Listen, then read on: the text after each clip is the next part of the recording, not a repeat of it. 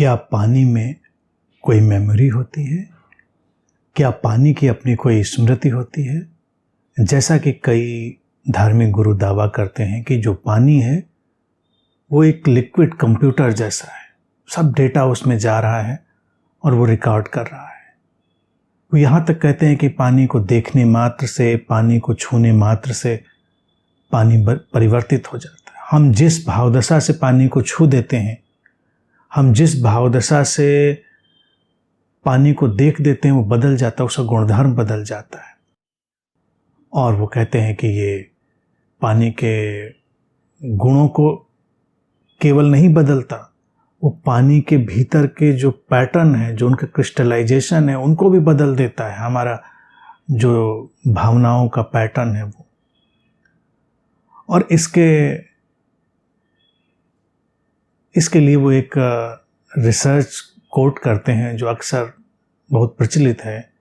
एक जापानी व्यक्ति थे, व्यवसायी मासारू इमोटो। उन्होंने ये रिसर्च करी थी और इसको उन्होंने एक अल्टरनेटिव साइंस के जर्नल में पब्लिश भी किया, जो साइंस जर्नल नहीं था कोई। और उस पर उन्होंने किताब भी लिख डाली थी कि कैसे पानी हमारी सकारात्मक और नकारात्मक भावनाओं से प्रभावित होता है।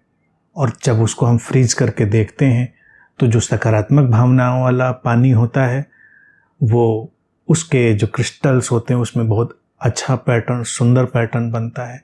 और जो नकारात्मक भावनाओं से जिस पानी को छुआ गया होता है, नकारात्मक भावनाओं से जो लोग उसके पास रहे होते हैं, उसमें कुरूप क्रिस्टल्स बनते हैं, बदसूरत क्रिस्टल्स बनते हैं।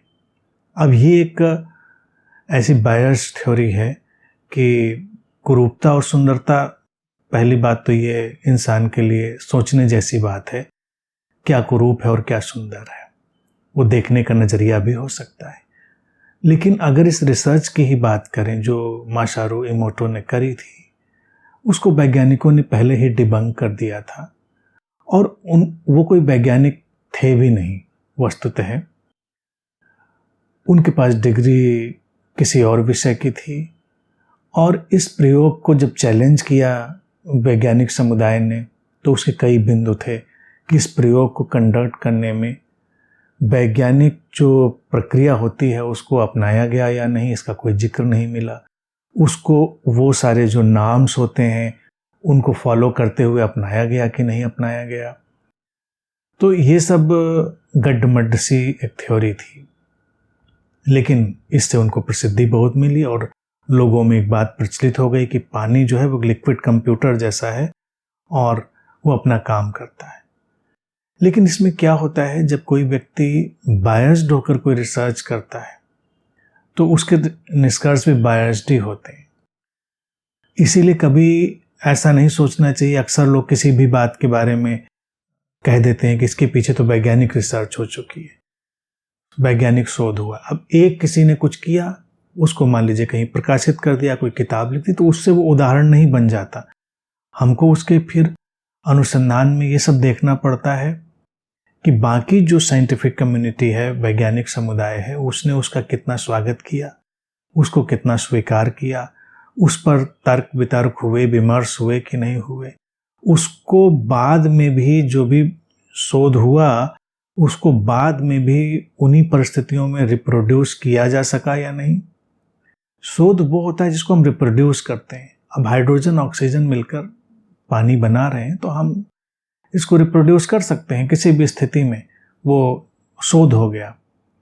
लेकिन हम केवल एक अपनी मन की चीज़ बनाएं और उस पर हम कहें कि हमने शोध किया, तो शोध की पहले तो जो पूरी प्रक्रिया होती है वो अपनानी आवश्यक होती है। और दूसरी बात, मान लो जैसा कि उनकी पुस्तक में या उनके जो भी इस तरह के वर्णन रहे, कोई जिक्र नहीं हुआ कि हमने किसी पानी को सकारात्मक भावना से देखा या उसको स्पर्श किया। तो जब उसको क्रिस्टलाइज किया गया, फ्रीज किया गया और उसके फोटोग्राफ लिए गए, तो उसको पहले से पता है अगर कि पॉजिटिव एनर्जी वाला पानी है तो उसमें से वो ढूंढ कर निकाल ही लेगा, क्रिस्टल के फॉर्म में कहीं ना कहीं सुंदर निकाल ही लेगा। और अगर किसी को पहले से पता है नेगेटिव एनर्जी वाला पानी है तो वो ढूंढ कर कहीं से भी उसमें निकाल ही लेगा, ये कुरूप है, देखिए यहाँ पर कुरूप मिला। तो ऐसे ही कुछ लोग बहुत सारे अंधविश्वासों को बढ़ावा देते। मेरे संपर्क में एक बार एक व्यक्ति थे, वो ऐसी साइकिक हीलिंग की सारी चीज़ें करते थे। साइकिक हीलिंग में वो बस हर चीज़ का ऑरा नापने लगते थे। कोई पदार्थ हो, कोई चीज़ हो, इंसान हो, वो अपने हाथों को चार्ज करके और फिर ऑरा नाप लेते थे। इसका ऑरा 2 फीट का है, इसका 6 फीट का है। अब इसमें क्या था, जो एक बायस्ड एटीट्यूड, जब उनको पता है कि ये धार्मिक चीज़ है, ये पवित्र चीज़ है, तो इसका ऑरा तो बहुत बड़ा होना चाहिए। यानी कि अगर कोई तस्वीर रख दीजिए और उसमें कोई उनकी मान्यता वाला धर्मगुरु है, उसका ऑरा बहुत विशाल हो जाएगा। उनकी मान्यता वाला नहीं है या जिसको वो निगेटिव मानते हैं, तो उसका ऑरा बहुत छोटा हो जाएगा या खराब हो जाएगा ऑरा। तो एक बार हम उनसे मिले तो हमने कहा कि अच्छा, ये तो बड़ी गजब की साइंस है। बोले हाँ, और क्या, साइंस तो है गजब की। तो हमने कैसे नापते हैं? तो बोले वो उसको फील करते, महसूस करते हैं, उसकी तरंगें, उसकी ऊर्जा आ रही होती है। अच्छा, तो मैंने कहा जैसे कोई मंत्र किसी कागज़ पर लिखा है। बोले हाँ, उसका तो बहुत विशाल ऑरा होता है। हमने गायत्री मंत्र लिख दिया, ओम नमः शिवाय लिख दिया या महामृत्युंजय मंत्र लिख दिया, तो उसका तो प्रचंड ऑरा होता है। तो मैंने कहा अलग अलग मंत्रों के अलग अलग ऑरा भी होते होंगे? कहा बिल्कुल होते हैं। तो मैंने कहा कि एक पुड़िया पर मैं 2-3 मंत्र लिखता हूँ और ज़रा देखिए आप अपनी साइकिक पावर्स से, जो आपकी सेंसिटिविटी है उससे, कि इसके ऑरा क्या है। अब वो मुझको धार्मिक युवक मानते थे, तो उसी हिसाब से उन्होंने ट्रीट किया। हमने एक पुड़िया रखी, हमने कहा आपको बताएंगे नहीं, बस हम देखना चाहते कौन मंत्र कितना शक्तिशाली है। तो उनको लगा कि इन्होंने कुछ बड़ा पावरफुल मंत्र लिखा होगा, तो नापते जा रहे हैं, नापते जा रहे हैं, उनके हाथ फैलते जा रहे हैं। कह अरे इसका तो इतना विशाल हो रहा है। फिर दूसरी पुड़िया का इसका ऐसा है। अब डिफरेंस भी करना था, उन्होंने तीनों में डिफरेंस भी कर दिया, लेकिन बहुत विशाल प्रचंड हो रहा। और हमने उन तीनों पुड़िया में जानबूझकर कुछ अपशब्द लिख लिए थे, जिनको हम गालियों की तरह उपयोग करते हैं, जस्ट प्रयोग करने के लिए। अब अगर मैं उनको बता देता कि इसमें गालियां लिख दी गई हैं, तो वो ऑरा तो बिल्कुल शून्य हो जाता या निगेटिव कुछ हो जाता। लेकिन चूंकि उनको ये पता था इसमें मंत्र है, तो उनके लिए बड़ा विशाल, प्रचंड, दिव्य और उनको बड़ी अच्छी अनुभूति देने वाला वो ऑरा हो गया। ये सब मानसिक जो खिलवाड़ होते हैं ना, ये कोई विज्ञान नहीं होते हैं, ये मानसिक खिलवाड़ है। अब विज्ञान के उसमें भी जाकर कई लोग कई सारी ऐसी रिसर्चेस का दावा करने लगते हैं कि हमने ऐसी रिसर्च करी, हमने वैसी रिसर्च करी, लेबोरेटरी में भी काम कर रहे हैं, क्रिस्टलाइज भी कर रहे हैं। तो मसारू इमोटो की ये जो प्रयोग की पद्धति थी, उसमें बहुत सारी त्रुटियां थी, और जो उन्होंने निष्कर्ष निकाले वो भी त्रुटिपूर्ण थे।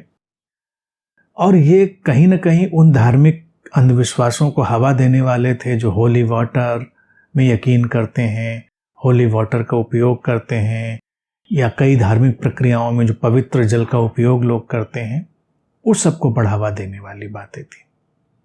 जो इस मान्यता से ग्रस्त है वो इसको ऐसे ही देखेगा। अब सवाल ये है कि कोई होली वाटर, कोई पवित्र जल है या नहीं, इस बात को जाने दें। जल ही अपने आप में इतना महत्वपूर्ण है, इतनी सामान्य बात क्यों नहीं समझ लेता मनुष्य? सामान्य बुद्धि से देखेंगे कि जल कितना महत्वपूर्ण है।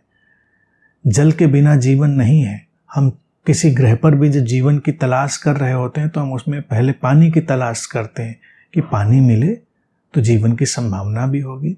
और आज हम कैसे जल के संकट से जूझ रहे हैं। उन जगहों को देखिए जहां पर जल नहीं होता, कितना लोग परेशान होते हैं।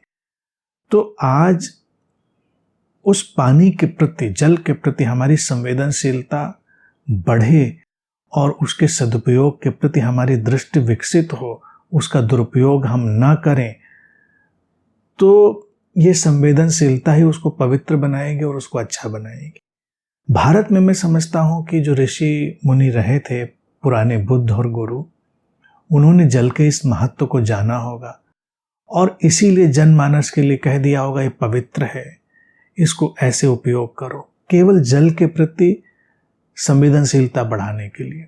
लेकिन लोगों ने अलग कर लिया कि मंदिर में रखा जल पवित्र है, दुकान में रखा जल पवित्र नहीं है, या किसी और जगह रखा जल अपवित्र हो गया। फिर इस पर धर्मगुरु भी आ गए, उन्होंने कहा कि नहीं, ऐसे हो जाता है, छू देने से पानी बदल जाता है। और फिर उस पर मासारू इमोटो जैसे कुछ स्यूडो साइंटिस्ट भी आ जाते हैं जो कहते हैं नहीं, साइंटिफिकली वो क्रिस्टलाइज होकर उसका रूप बदल जाता है। तो ये बातें अलग दिशा में चली जाती हैं। किसी भी बात को समझने के लिए उसके मनोविज्ञान और उसके दर्शन को हमें देखकर उसके सार को ग्रहण कर लेना चाहिए, उलझना नहीं चाहिए बेकार की बातों में। तो पानी की स्मृति का जहाँ तक सवाल है, उसमें कोई भी तत्व नहीं है। यूं देखा जाए पूरा जीवन एक दूसरे से जुड़ा है, अंतर संबंधित है, और जीवन को अंतर संबंधित जानकर जीने की ये घटना ही हमको ज़्यादा समर्थ, सक्षम, सहृदय, संवेदनशील, सजग बनाती है, जो जीवन को ज़्यादा सुंदर भी बनाती है। हमारी जीवन में इस बात से कोई अंतर कहाँ पड़ता है कि पानी को कोई छू देगा तो जादू हो जाएगा। गुरु लोग ऐसा चाहते हैं, धार्मिक गुरु लोग, कि वो पानी को छू दे रहे हैं, तो इसीलिए अक्सर धर्म गुरुओं के छुए गए पानी को पीने के लिए लोगों में मारामारी चलती है। भारत में एक बार एक पानी वाले बाबा के बारे में भी मैंने सुना था। मेरे पास एक आते थे, मेरे अच्छे मित्र थे, सीकर थे, तो उन्होंने सुना था, तो एक बार वो देखने चले गए पानी वाले बाबा को। अब पानी वाले बाबा का क्या था, सारी जनताएं मानकर बैठी थी कि वो पानी को छू देते हैं, पानी जादुई हो जाता है, लोग पीते हैं, उनकी बीमारियां ठीक हो जाती हैं, स्वस्थ हो जाते हैं। तो ये भी गए। तो धूप थी, गर्मियों का मौसम था, जो पानी वाले बाबा थे छत पर खड़े होकर ये काम कर रहे थे। और जब वो गए वहां पर तो इन्होंने बताया कि टेक्नोलॉजी बहुत आगे जा चुकी थी, भीड़ इतनी लगने लगी थी कि एक एक बोतल को बाबा जी कैसे छूते। तो वो उतर कर उन्होंने सामने एक हैंड पाइप लगवा रखा, तो हैंड पाइप को छू लेते थे। अब हैंड पाइप से पानी निकाल निकाल कर लोग अपनी बोतलें भर लेते थे, क्योंकि बाबा जी ने छू दिया, पानी तो चमत्कारिक रूप से बदल गया और मासारू इमोटो के हिसाब से वो क्रिस्टलाइज भी हो गया अच्छे ढंग से। लेकिन वो धूप में खड़े बाबा बेहोश होकर गिर गए, तो वहां एकदम हलचल मच गई। तो जो हमारे मित्र थे वो चिकित्सा भी जानते थे, उनको ज्ञान था, चिकित्सक थे, तो लोगों ने कोई डॉक्टर है यहाँ पे। तो गए, इन्होंने कुछ दवा दी उनको, वो ठीक हुए, उनको होश में लाया गया। अब प्रश्न जो उनको मानने वाली जनता थी, उसने ये नहीं सोचा कि जब बाबा जी बीमार हुए तो उन्होंने डॉक्टर की गुहार क्यों लगाई, कोई चिकित्सक है क्या? वो जब बेहोश होकर गिर गए, वो भी हैंड पाइप का पानी लाके उनको पिलाने की कोशिश करते, मुंह में दो बूंद डालते, वो अमृत तुल्य जल, ठीक हो जाते। अच्छा, इसमें फिर वो लोग ऐसा तर्क देते कि हमारी ही शक्ति हमारे ऊपर काम नहीं करती। तो विज्ञान अगर है तो विज्ञान में तो गोली हम बनाए या कोई दूसरा बनाए, गोली तो असर करेगी ही। तो ये सब झोल झाल और ये सब स्टूपिड बातें ऐसे चलती रहती हैं। कुल मिलाकर जल दिव्य है, महत्वपूर्ण है, चमत्कारिक है, मिरेकुलस है। उसको देखिए, उसका अनुभव, उसका संस्पर्श, उसकी अनुभूति अपने आप में अलौकिक है। उस सब को आनंद लीजिए, लेकिन ऐसे मत जोड़िए कि छू देने से कुछ बदल जाएगा, फिर तो मारामारी हो जाएगी। किसी ने छू दिया, हमारा पानी खराब कर दिया, किसी ने छू दिया, हमारे पानी को अमृत बना दिया। कितनी समाज में मारामारी होगी, उपद्रव होगा। अगर हमको सारे उपद्रवों से बचना है तो हमको छद्म विज्ञान और छद्म विज्ञान के दावों से भी बचना चाहिए। और धर्म में ऐसी स्यूडो साइंस के तड़के लगाने की जरूरत है क्या, ऐसी छौंक लगाने की? अगर हम उसको एक दार्शनिक पहलू से भी देखें तो दार्शनिकता भी सुंदर होती है, बात को समझने के लिए बहुत अच्छी होती है। आप समझिए बात को, चिंतन मनन विमर्श करिए, संवेदनशीलता को बढ़ाकर उसको एक दिशा दीजिए, सारी चीजें सुंदर हो जाएंगी। तो इस तरह से देखिए तो जीवन ज्यादा सुंदर हो।